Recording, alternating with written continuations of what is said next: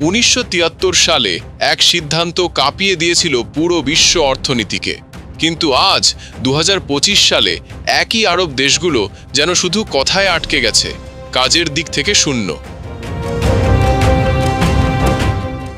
কাতারে বসেছিল আরব লীগের শীর্ষ সম্মেলন।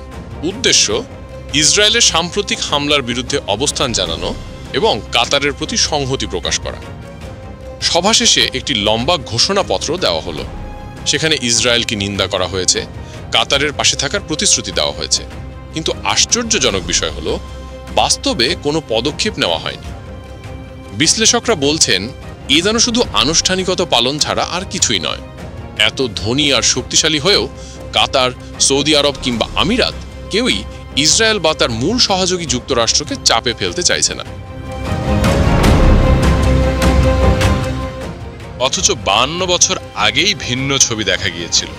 1973 সালের অক্টোবর যুদ্ধ চলাকালে সৌদি আরব সহ ওপেকভুক্ত দেশগুলো মার্কিন যুক্তরাষ্ট্র ও ইসরায়েলপন্থী দেশগুলোর বিরুদ্ধে তেল রপ্তানি বন্ধ করে দিয়েছিল। এর ফলেই পশ্চিমা অর্থনীতি একসময় ভয়াবহ মন্দায় পড়েছিল। সেই তেলের অস্ত্রই যুদ্ধবিরতির পথকে ত্বরান্বিত করেছিল।